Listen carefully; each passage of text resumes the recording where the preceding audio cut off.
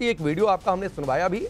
आप justice for Yasin Malik, जो वायुसेना के सैनिकों को मार दे, जो रुबिया सईद को किडनैप कर दे, जो कश्मीरी पंडितों का कत्लेआम करवा दे, उसके लिए जस्टिस चाहिए आपको? जस्टिस वो है जो अभी उसके साथ हो रहा है।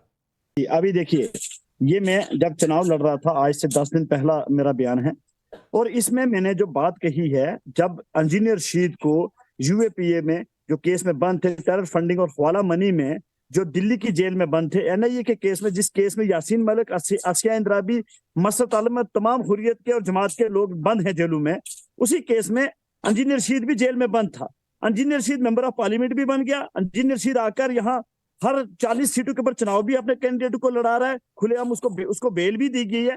तो उसी में मैंने बोला है कि अगर हवाला मनी में, टेरर फंडिंग में एक इंसान को इतनी राहत मिल सकती है और दूसरे इंसान को अगर आप जेल में बंद करते हो तो उससे नहीं, मुझे बताइए, यासीन मलिक आपके हिसाब से पाक साफ है? वकार भट्टी, अगर इंजीनियर नहीं, अगर मगर मत करिए, अगर मगर मत करिए, मैं एक लाइन सवाल पूछ रहा हूं कि यासीन मलिक आपके हिसाब से पाक साफ है? भाई अगर हवाला मनी, टेरर फंडिंग में केस पूछ रहा हूं ना, अगर मगर मत करिए ना सर। अगर पहले बताइए कि पाक साफ है कि नहीं। आपके हिसाब से इंजीनियर रशीद गलती, आप उसकी बेल का विरोध करिए, मुझे उससे कोई लेना देना नहीं है, लेकिन मुझे बताइए यासीन मलिक आपके हिसाब से पाक साफ है? देखिए, मैं उसी पे आ रहा हूं। मोदी के आगे जो झुके ना वो गुनहगार। अरे नहीं, इधर उधर मत बात करिए। वायु सैनिकों को किसने मरवा दिया? कश्मीरी पंडितों का कत्लेआम किसने करवा दिया? रुबिया सईद के किडनैप में किसका हाथ था? उसका फैसला, उसकी जजमेंट नहीं आई, उसका फैसला, उसकी कोई जजमेंट नहीं आई। आप नहीं कह सकते, आप डिसाइड, आप कोर्ट नहीं हो, कोर्ट वकार भट्टी की कोर्ट है, वकार भट्टी अपनी अलग अदालत लगा कर बैठेंगे। लेकिन अगर आप इंजीनियर रशीद घर में आ सकता है हवाला मनी, टेरर फंडिंग के केस में, मतलब वो केस नहीं हो, झूठा केस है। इंजीनियर रशीद ने मोदी से हाथ मिलाया, इसलिए वो कैंपेन कर रहा है। वो आपने देखा, आपने कैमरा लगा के रखा हुआ था कि मोदी से हाथ मिला लिया, बीजेपी से हाथ मिला लिया इंजीनियर रशीद ने जाकर। हाँ, तो फिर यासीन मलिक का हाथ मिलाता तो वो भी घर में होता। नहीं तो बताइए ना, कौन सा कैमरा लगाया था वकार भट्टी? दिखाइए तस्वीर जरा। तो कैसे फिर एक ही केस में एक बाहर, तो सर जाकर अदालत से पूछिए कैसे। इस देश में अदालतों से फैसले होते हैं, लेकिन प्रेम शुक्ला जी यासीन मलिक गांधीवादी बन रहा है, कह रहा है मैं गांधीवादी हो गया हूं। कुछ लोग कह रहे हैं सजा से बचने के लिए नौटंकी कर रहा है। वकार भट्टी को आपने सुना, उनकी अलग राय है। राकेश जी, गांधीवाद का कोई बुर्का पहन लेगा तो शैतान से गांधीवादी नहीं हो जाएगा। यासीन मलिक के खिलाफ जिस तरह के मामले रहे हैं, यासीन मलिक जिस तरह से अलगाववाद, हिंसा, अरे भाई शांति से बैठिए, मैं आपको सुन रहा था। जबरदस्ती जो है आप अपना समय खराब। गांधीवादी की बात यासीन मलिक हमारे, आप जिन्ना को मानते हो, यजीद को मानते हो। राकेश जी जरा इनको शांत कराइए। एक मिनट वकार भट्टी, पहला सवाल पहला जवाब। वकार भट्टी सुनिए ना, पहला सवाल पहला जवाब। आदमी की भाषा में इंटरप्ट नहीं करते हैं आप। लंबे समय से डिबेट पर आते हैं ना। प्रेम शुक्ला आपको सुन रहे थे, तो पहले आप उनको सुनिए, फिर आ जाऊंगा आपके पास, बोल लीजिएगा। ठीक है, बोल लीजिए। और खुश रहते हैं, कोई इशू नहीं है, खुश तबीयत लोग हैं। देखिए, यासीन मलिक आतंकवादी है। यासीन मलिक ने निर्दोषों की कत्लो गारत की है। Yasin Malik prevention of money laundering act का एक्यूज्ड है उस पे। अब ये जनाब ये कह रहे हैं कि चूंकि इंजीनियर राशिद को इस देश की सर्वोच्च अदालत ने जमानत पर रिहा किया, इसलिए यासीन मलिक को भी करना चाहिए। तो श्रीमान भट्टी जी कृपा करके जो इंजीनियर रशीद की जमानत का आदेश है उसको ठीक से पढ़ लें। अगर आप जो है पढ़े लिखे व्यक्ति हो, अंग्रेजी भाषा का ज्ञान हो, ना हो तो किसी से अनुवाद करा लें। अनुवाद करके जो है कृपा करके उस आदेश को पढ़ लें।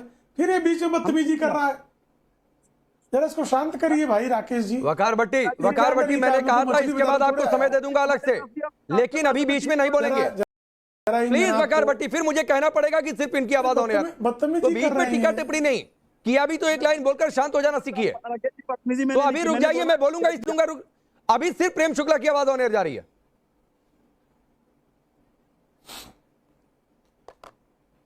देखिए, यासीन मलिक के मामले में अगर इनको पैरवी करनी है, श्रीमान भट्टी जी अगर यासीन मलिक के पैरोकार बनना चाहते हैं, तो कृपा करके इंजीनियर राशिद के मामले में सर्वोच्च न्यायालय का जो जमानत वाला फैसला है उसको ठीक से पढ़ लें। पढ़ लेंगे तो इनके मन के जितने भ्रम हैं वो निकल जाएंगे।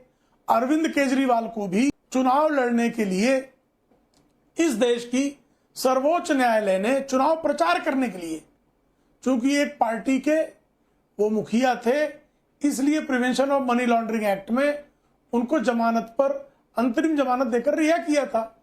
अगर उसी को आधार मानकर वही प्रेसिडेंट स्वीकार करके सर्वोच्च न्यायालय कोई निर्णय देता है और श्रीमान भट्टी को, यासीन मलिक को भी इसी तरह का निर्णय का लाभ दिलाना है, तो इनको सर्वोच्च न्यायालय में जाना चाहिए था।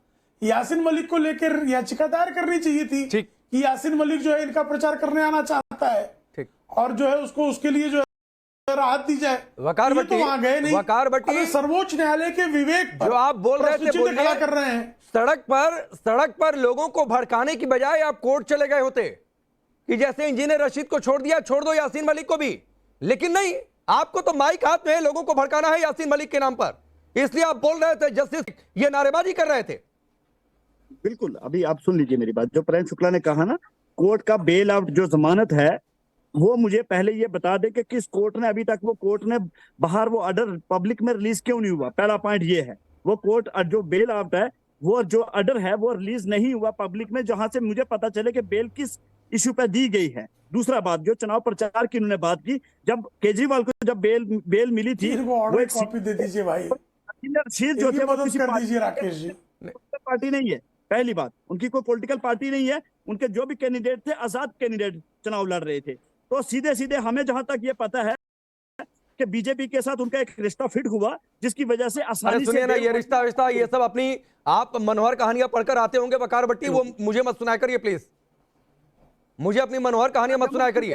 मैं आपसे पूछ रहा हूं कि अगर आपको यह चाहिए था कि यासीन मलिक भी छूट जाए इंजीनियर रशीद की तरह, तो आप कोर्ट गए, बावजूद इसके कि आपने लोगों माइक से नारेबाजी की, कोर्ट गए आप? हम जाएंगे कोर्ट। अरे जाएंगे ना, तो पहले जाना चाहिए था, लोगों को भड़काना नहीं चाहिए था। वकार भट्टी, ये सामान्य बात आपको नहीं समझ में आ रही है? किससे मांगते हैं हम लोग? हमने जस्टिस मांगा है, देश की अदालतों से हमने जस्टिस मांगा है। अरे सड़क पर कौन सी अदालत लगी थी भाई, जहां बोल रहे थे वकार भट्टी? भाई हम सड़क पर अदालत लगती है क्या? देखिए सर, अवाम जो होती है ना, सबसे दुनिया की सबसे बड़ी अदालत होती है जो अवाम होती है। नहीं सर, अवाम है। नहीं, अवाम इस देश के नेता कौन होंगे, सत्ता कौन चलाएंगे, वो अवाम तय करती है वकार भट्टी। अवाम केसेस के फैसले नहीं करती है। इस देश में सड़क पर फैसले नहीं हुआ करते हैं, ये भूल जाइए आप। अवाम जज नहीं होती है, अवाम मुख्यमंत्री को, प्रधानमंत्री को, नेता चलाएगा, कौन मुख्यमंत्री बनेगा, कौन विधायक सांसद प्रधानमंत्री बनेगा, ये अवाम तय करती है। जज कौन बनेगा, ये अवाम तय नहीं करती है। तो ये थोड़ा सा ज्ञान अपने पास रखा करिए। चलिए रुकिए, वही ऑर्डर आते हैं। सोहित शर्मा, हमें पता सर, सोहित शर्मा, महबूबा मुफ्ती भी कह चुकी हैं कि यासीन मलिक को रिहा कर देना चाहिए। रुबिया सईद तक किडनैप भूल गए, बार बार इस तरीके के स्टेटमेंट आते हैं, इन पर बैन क्यों, उन पर बैन क्यों? बात को समझना होगा कि जो हालात जो उस समय के बने हुए थे, नजर जो उस समय जो हालात हुए, उसके बाद जिस तरह से यासीन मलिक ने जो हथियार छोड़कर गांधीवादी नीति अपनानी शुरू की, तो उससे उस बात को लेके भी हमें सोचना चाहिए। तो बाकी बात ऐसी है कि हम यासीन मलिक के तो प्रवक्ता है नहीं, यासीन मलिक क्या कर रहा है क्या नहीं कर रहा उस पर हमें कोई लेना देना नहीं है। लेकिन हाँ, एक बात सोहित भाई, मैंने कब कहा कि आप यासीन मलिक के प्रवक्ता हैं? मैंने तो पूछा कि आपकी पार्टी की नेत्री ने कहा था कि यासीन मलिक को छोड़ देना चाहिए, तो रुबिया सईद तक किडनैप भूल गए क्या? आज वकार भट्टी जो कह रहे हैं उनकी बात से समर्थन रखते हैं क्या? बेगुनाह नौजवान है, कश्मीर के बेगुनाह नौजवान है, बेगुनाह जो प्रेस रिपोर्टर है, उनको बेगुनाह जो ऐसे बेवजह यासीन मलिक बेगुनाह हुआ है, उनको छोड़ देना चाहिए। रोहित शर्मा, यासीन मलिक बेगुनाह है, हम ये नहीं कहते,